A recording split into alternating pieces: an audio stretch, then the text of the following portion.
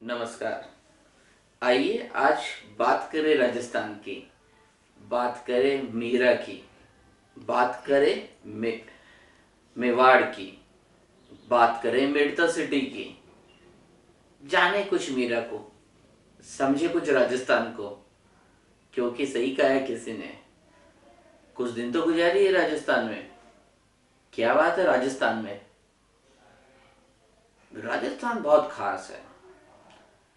राजस्थान में ब्रह्मा विष्णु और महेश है। राजस्थान में देखने लायक पुष्कर है। पुष्कर राज ब्रह्मा जी का इकलौता मंदिर,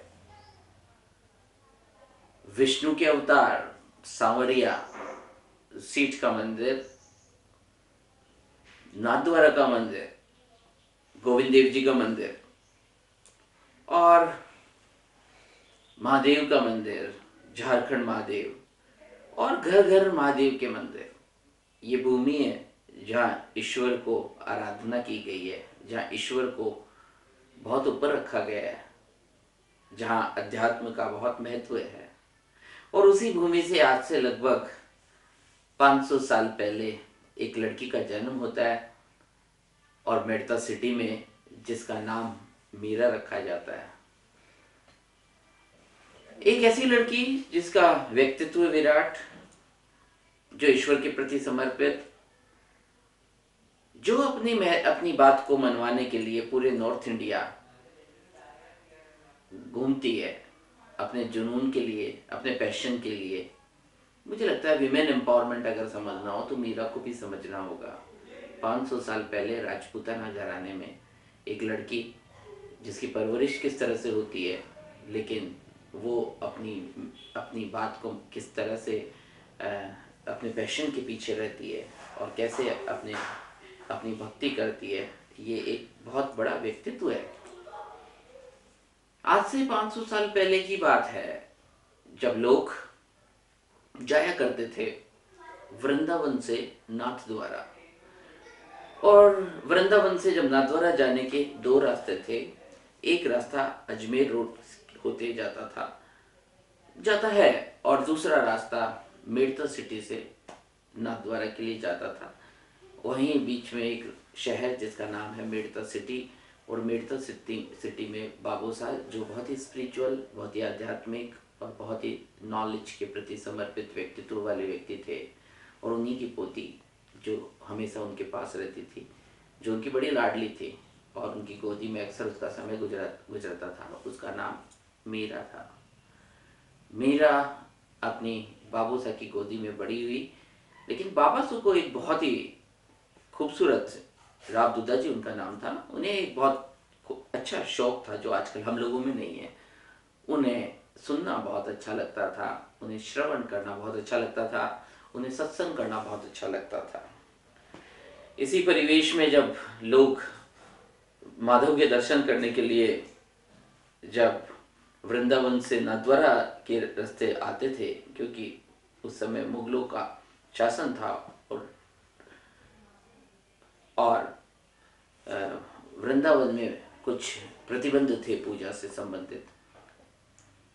उस दौरान जब लोग मेड़ता रुकते थे रात को, तो बाबू साहब उनके रुकने का प्रबंध किया करते थे। राव दूधा जी उन सभी तीर्थयात्रियों को रुकने का प्रबंध किया करते थे और उसी दौरान रात को उनसे एक रिक्वेस्ट करते थे कि आप कुछ अच्छा सुनाइए, आप कुछ श्रवण करवाइए, आप कुछ कीर्तन करिए। और उसी कीर्तन के दौरान मीरा उनकी गोदी में बैठा करती थी और इस तरह से मीरा का लालन पालन होने लगा। मीरा का कथा में आना, बाबू साहब की गोदी में बैठना एक आम और एक साधारण घटना थी। इसी दौरान एक रोज सत्संग के दिन एक छोटी सी लड़की ने एक बड़ा अजीब सा कार्य किया।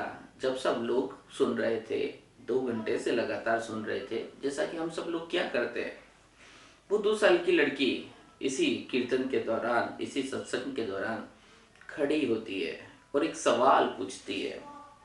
मने की पूछनो है।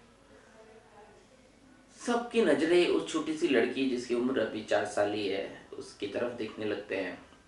उसे पूछा जाता है, अरे ये नानी सी टीचरी, ये क्या सवाल पूछेगी, ये क्या, इसको क्या पूछना है। और मीरा है बड़ी सहजता से पूछती है कि थे मैंने या बताओ कि जिनकी थे कथा कर रिया हो वे माने कद मिलसी। एक ऐसा प्रश्न जो सबके दिमाग में चलना चाहिए था, लेकिन किसी ने पूछा नहीं। वो एक बहुत अबोध लड़की ऐसा क्वेश्चन रेज करती है और सब सक पका जाता है कि ऐसी लड़की, ये लड़की ऐसा प्रश्न भी पूछ सकती है। ये लड़की इसी तरह की परवरिश में मीरा का परवरिश होती है। मीरा ईश्वर और कृष्ण के प्रति समर्पित होती है अपना। और एक समय जब उनके माँ उन्हें बोलती है कि कृष्ण ही तुम्हारे पति है, उन्हें अपना लेती है, डेडिकेट हो जाती है। उसके बाद संघर्ष चालू होता है और हम सभी लोग जानते हैं मीरा का जीवन कितना संघर्ष से भरा हुआ है। और मेड़ता सिटी जहाँ से मीरा का जन्म हुआ, वहाँ से मेवाड़ तक कितना संघर्ष उनके जीवन में है। और पूरे नॉर्थ इंडिया में वो लेडी घूमती है और अपनी बातें मनवाने के लिए मनवाती है और एक वीमेन एम्पावरमेंट की एक मिसाल बनती है। ऐसी कुछ जगह राजस्थान में है जिन पे हमें गर्व है, जिनमें हमें फक्र है। आइए मीरा के जीवन से प्रेरणा ले। मीरा भक्ति की मिसाल है, मीरा पैशन की मिसाल है, मीरा भक्ति की मिसाल है, मीरा महिला सशक्तिकरण का उदाहरण है। मीरा के जीवन को समझना हो तो आइए कुछ समय गुजारे राजस्थान में। ये राजस्थान अद्भुत है, ये राजस्थान बेमिसाल है।